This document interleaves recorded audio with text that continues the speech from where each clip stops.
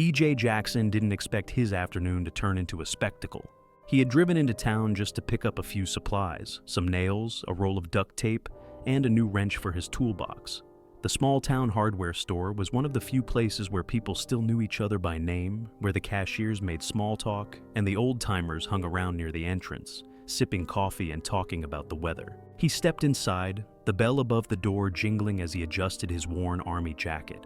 The place smelled of sawdust and fresh lumber, a familiar scent that reminded him of the years he spent fixing things around his house. As he walked through the aisles, he noticed a man, Tom Langley, one of the town's wealthier business owners, standing near the counter, fidgeting with an expensive gold watch on his wrist. The man looked out of place here, dressed in a tailored blazer, his shoes too clean, his hair slicked back like he was trying too hard to look important. E.J. didn't pay him much mind. He grabbed a wrench from the shelf and turned toward the register when, "Hey, stop him! He stole my watch!" The words hit like a gunshot. "Hello, Mr. Pictures here, and before we continue with the story, please subscribe to the channel as it would allow me to continue with these stories. Thank you. Now, back to the story." The entire store froze. Heads turned. The old men by the door went silent. The cashier, a young woman named Lisa, looked up in shock. E.J. stared at Langley, who was now pointing directly at him, his face red with fury. "You!" Langley shouted. "You were standing near me. Where's my damn watch?" E.J. blinked, then looked down at himself, then back up at Langley. "You serious?" Before Langley could answer, the sharp wail of sirens filled the air. 2 police officers stormed inside, Sergeant Miles, a grizzled veteran of the force, and Deputy Kyle Brooks, a young, cocky officer who was already reaching for his cuffs. "That him?" Miles asked.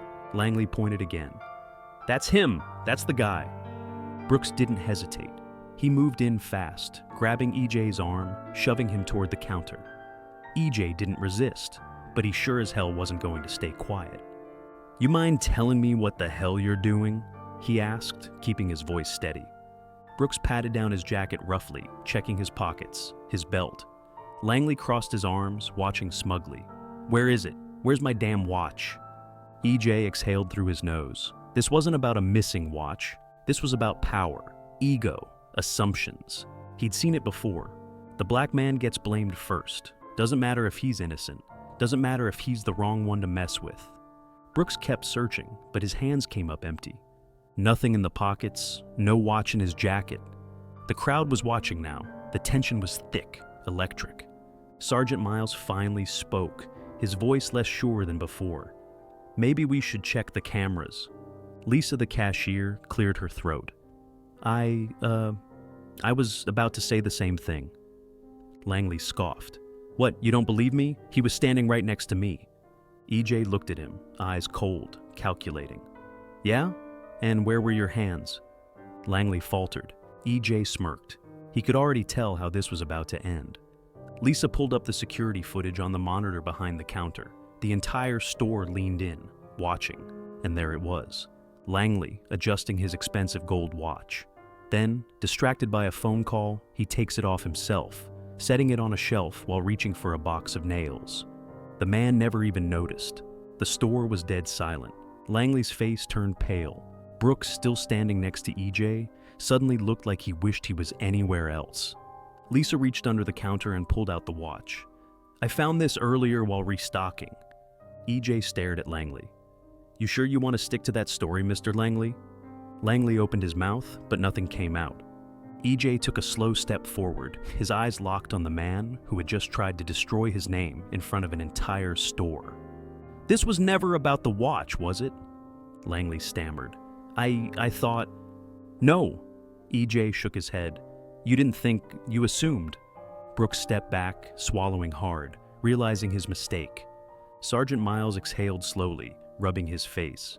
E.J. straightened his jacket, looking between the 2 officers. "Now, what I should do," he said, his voice low, dangerous, "is press charges for a false police report." Langley visibly flinched. E.J. tilted his head slightly. "You gonna cuff him, deputy?" Brooks turned red, glancing at Miles. The older officer hesitated, because they all knew. Langley had just dug his own grave, and E.J. was about to bury him in it. this wasn't over, not by a long shot. The silence in the store stretched long, suffocating. Every pair of eyes bore into Tom Langley as the undeniable truth settled over him like a suffocating weight. He had accused a man, a decorated veteran, a respected figure in town, of theft in front of an entire crowd. And now, the whole damn store knew he was a liar. EJ stood tall, his eyes locked onto Langley with a quiet, commanding intensity that left no room for denial. He wasn't yelling, he wasn't angry. He didn't have to be. Power wasn't about volume, it was about control. And right now, EJ controlled the entire room. Sergeant Miles sighed, rubbing his temple. "Jesus Christ, Langley," he muttered under his breath. Langley's face twisted, his lips parting like he was about to argue, but no words came out. For the first time in his privileged, untouchable life, he had nothing to say. Lisa, still holding the watch, set it down on the counter with a quiet thunk. She crossed her arms, her expression a mixture of disgust and disappointment. "You owe him an apology," she said, her voice steady, leaving no room for argument. Langley swallowed, his eyes darting to EJ. For a split second, there was something in them, shame, maybe, regret. But pride is a stubborn thing, and Langley was the type of man who had never been held accountable for anything in his life. He straightened his blazer, attempting to salvage the tattered remnants of his dignity. It was an honest mistake," he muttered. "Anyone could have..." "No." EJ's voice cut through the room like a blade. Langley's mouth snapped shut. EJ took a slow step forward, his presence heavy, his words deliberate. "You didn't make a mistake," he said, his voice low, controlled, lethal. "You made a choice." Langley stiffened. "You saw a black man in the store, and the moment something of yours went missing, you pointed a finger." EJ shook his head. "Didn't even think twice. Didn't stop to check your pockets. Didn't bother retracing your steps." Langley's jaw clenched, his eyes flashing with something defensive, but EJ wasn't done. "You wanted to humiliate me," he continued. "You wanted to see me cuffed, wanted to see me put in my place. Hell, maybe you even thought I'd beg." Langley's face turned beet red, but he couldn't deny it, because that's exactly what he had wanted. EJ let the silence sit, let Langley feel the full weight of his actions. Then, he turned his gaze to Brooks, the young officer who had grabbed him without hesitation, without question. "How about you, deputy?" EJ asked, his eyes sharp. "You still want to arrest me, or do I get my damn name back?" Brooks flinched. He had the look of a man who had just realized how badly he had messed up. He cleared his throat, visibly shaken now, and stepped back. "Look, Mr. Jackson, He exhaled, rubbing the back of his neck. I shouldn't have jumped to conclusions." "That's an understatement," EJ muttered. Brooks hesitated, then added, his voice quieter, "I'm sorry." Sergeant Miles sighed, clearly exhausted by the mess unfolding before him. He looked at Langley. "Mr. Langley, seeing as there's no crime here, I assume you're not pressing charges?" Langley scoffed, adjusting his blazer again, trying to save face. "Of course not. This was just..." "A waste of my damn time," EJ cut in. Langley's face twitched, but he said nothing. "Hello, Mr. Pictures here, and before we continue with the story, please subscribe to the channel, as it would allow me to continue with these stories. Thank you. Now back to the story." EJ turned to Lisa, nodding toward the watch still sitting on the counter. "How about you go ahead and ring me up for that wrench, Lisa? Think I'm done wasting my day on this nonsense?" Lisa nodded quickly, scanning the item with more force than necessary. She bagged it up and handed it to EJ, her grip firm. Langley, still standing there, suddenly found himself a man without allies. The store had turned against him. The cops had stopped protecting him. The people watching, the ones he used to intimidate with his wealth and power, weren't on his side anymore. Langley turned toward the exit, walking as fast as his legs would carry him, his expensive shoes clicking against the tile. And as the glass doors slid open, EJ said one last thing. "Enjoy the rest of your day, Mr. Langley." Langley froze for half a second. Then he walked out, defeated. The doors slid shut behind him, and the store erupted into murmurs. Lisa leaned against the counter, exhaling. "Damn." EJ smirked. "Yeah." Brooks and Miles stood there, still looking deeply uncomfortable. EJ looked at them both, his expression unreadable. "You two have a nice day now," he said, his voice steady, measured. Miles nodded. Brooks looked like he wanted to crawl into a hole. The two officers turned and walked out, leaving EJ standing there, his reputation intact, his dignity untouched. This fight wasn't new, it never would be. But today, he won. The weight of the moment settled in the air like a storm waiting to break. E.J. Jackson knew how things worked in towns like this. Men like Tom Langley never faced consequences. They slipped out of situations, their money and connections making sure they never had to look back. But not today. E.J. stepped out of the hardware store, the sun already setting over the small town, casting long shadows over the parking lot. His truck sat in its usual spot, reliable and worn, much like himself. He placed his bag on the passenger seat, exhaling through his nose as he spotted Langley across the lot, speaking animatedly into his phone. EJ could tell just from the body language, Langley was panicking. Good. A few townspeople lingered by their cars, pretending to be busy while clearly watching the fallout. It wasn't every day that someone like Langley got caught in his own web of arrogance. The man had built a reputation on being untouchable. But now? He looked small. Langley turned, his eyes locking onto EJ for a split second. There was something there. Not fear exactly, but something close to it. Something that told EJ that, for the first time in his life, Langley wasn't sure what would happen next. EJ didn't move toward him. Didn't need to. He simply stood there, arms crossed, watching. Langley turned away quickly, climbing into his sleek black Mercedes, peeling out of the parking lot faster than necessary. Coward. EJ shook his head, climbed into his truck, and started the engine. It should have been over, but something in his gut told him it wasn't. He had dealt with men like Langley before, the kind who couldn't stand the thought of losing, the kind who didn't take humiliation lightly. And he knew this wasn't the last time he'd be seeing him. By the time EJ got home, the evening air had cooled, a crisp breeze rustling through the trees that lined his quiet property. His house was simple, modest, sturdy, built with his own hands years ago when he retired from the military. He had learned the hard way that peace wasn't something you were given. It was something you had to build. He grabbed his bag from the truck and walked up the steps to the porch, the wood creaking under his boots. Just as he reached for the door handle, he heard the crunch of tires on gravel. His muscles tensed. A car was pulling into his driveway. He turned, watching as a police cruiser rolled to a slow stop. The door opened, and out stepped Sergeant Miles. EJ exhaled through his nose, shaking his head. He should have known. Miles shut the door, adjusting his belt as he walked up the steps. EJ. EJ leaned against the porch railing. If you're here to apologize for that mess back at the store, don't bother. You let it happen. That's on you. Miles sighed, nodding slightly. I know. He looked tired, like a man who'd spent too many years compromising his principles for the sake of keeping the peace. You here on official business? EJ asked. Miles hesitated, and that told EJ everything. EJ scoffed. So what? Langley made a few calls, threw a tantrum, and now you're here to make sure I don't stir the pot. Miles rubbed a hand over his face. It's not that simple.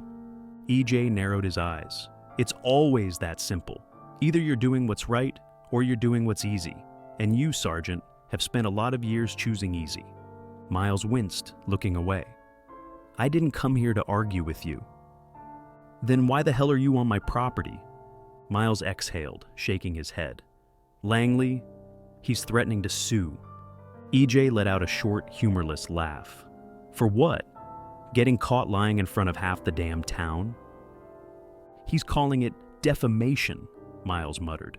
Said you publicly humiliated him and that he lost business deals because of it. EJ ran a hand over his face, letting out a slow breath. Tell me you're not taking this seriously. Miles hesitated again, and that hesitation pissed EJ off more than anything else. He pushed off the railing, stepping closer. Let me ask you something, Sergeant, EJ said, his voice lower now, sharper. When you got that call, when Langley cried to you about how unfair life was, did you stop to think about how damn close I came to being arrested for nothing? Did you stop to consider what that would have meant for me? Miles swallowed hard. EJ, no, EJ cut him off. Because you didn't have to. You'd have locked me up, let me rot in a holding cell, and let a rich man walk free, because that's how it's always been, right? Miles didn't answer, because he couldn't. EJ shook his head, stepping back toward his door. I don't have time for this. If Langley wants a fight, tell him he can take it up with my lawyer. Miles raised an eyebrow. You have a lawyer? EJ smirked. I do now? Miles sighed, stepping off the porch. For what it's worth, I don't think he has a case. EJ crossed his arms. Then maybe it's time you stop doing what Langley tells you to do and start doing what you know is right. Miles didn't respond. He just nodded, turned, and walked back to his car. As he drove off, EJ watched the taillights disappear into the night, his jaw tightening. Langley wasn't going to let this go, and neither was he. Justice wasn't just about winning battles. It was about winning the war, and EJ was just getting started. EJ Jackson had faced enemies before. He had fought men in the dust and heat of war zones, had stared down threats more dangerous than a rich coward with a bruised ego. But there was something different about this fight. This wasn't a battlefield. This was a system designed to protect men like Langley, a system that had been rigged long before EJ had ever set foot in this town. And yet, here he was, still fighting, still refusing to kneel to men who thought power was something you could buy. The next morning, EJ walked into town hall like a man with nothing to lose. His boots echoed off the polished floors as he made his way toward the offices at the back of the building. The receptionist at the front desk barely had time to speak before he pushed the door open and stepped inside. Sitting behind the oversized mahogany desk was John Pierce, the town's mayor, a man who had been in Langley's pocket for years. Pierce looked up, startled, setting his coffee mug down. Earl. EJ took a slow breath, planting both hands on the desk. We need to talk. Pierce's eyes flickered with discomfort. Now's not the best. EJ leaned in. Now's the only time. Pierce sighed, rubbing the bridge of his nose. I take it you heard about Langley's lawsuit. I did, EJ said flatly. And I take it you're going to pretend like it's not complete nonsense? Pierce hesitated. Hello, Mr. Pictures here, and before we continue with the story, please subscribe to the channel as it would allow me to continue with these stories. Thank you. Now, back to the story. That was all EJ needed to see. You know this is a joke, EJ continued. Langley's got no case. He's just pissed off that the entire town saw him for what he is. And now, he's trying to use you and the system to fix his pride.